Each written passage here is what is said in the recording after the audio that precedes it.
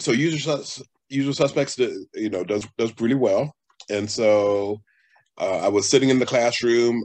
Now at this point, I have one of my former students is shadowing me this day because decided that she's going to be my intern, and so she's now in year one of her internship with me.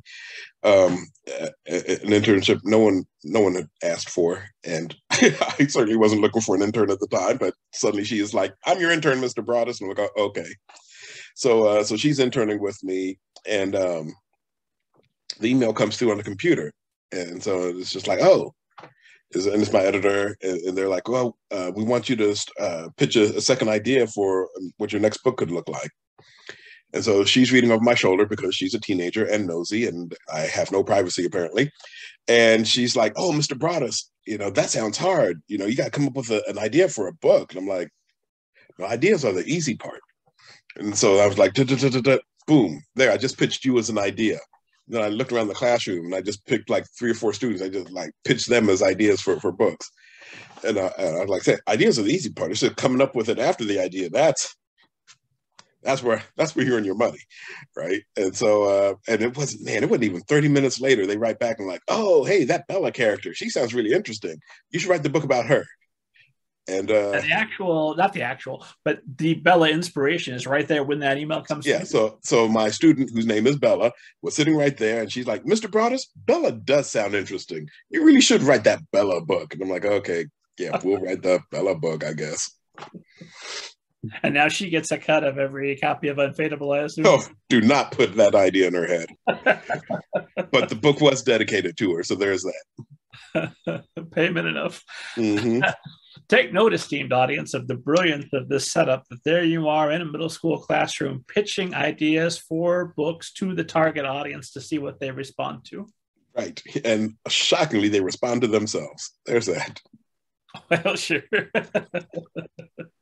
Well, that brings us directly to Unfadable, which is available May 10th. Get your copy, esteemed audience, pre-order now, or if you're listening after, get your copy as it's available. What do we need to know about Unfadable? So Unfadable, again, so it's another middle grade detective novel featuring a young middle school student. Her name is Bella Fades, but her street name is Unfadable because she's a street artist. She likes to tag buildings. She likes to tag overpasses. That's just her thing.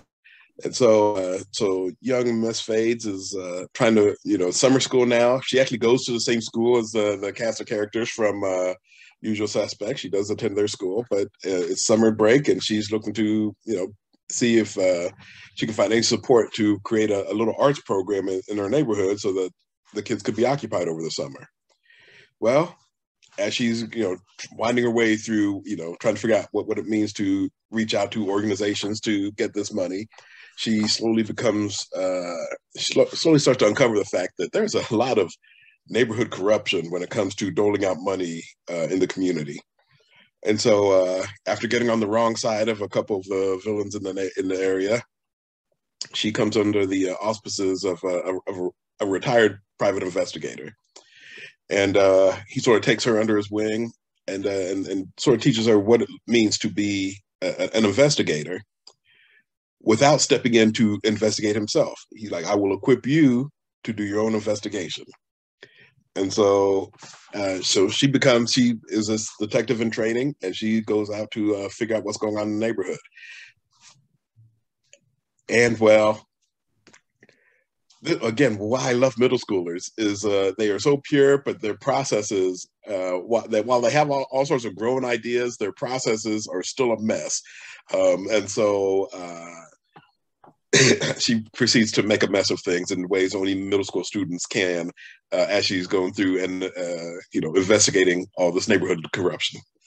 So that would be Unfadable. And who's the ideal reader for this story?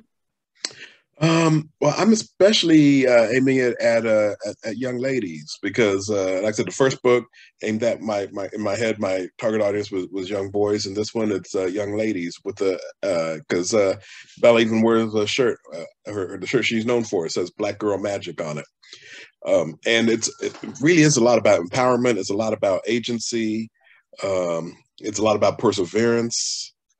Bella has to deal with a lot during the course of the story, and her ability to keep getting up after being knocked down is, I think, at the very heart of the story.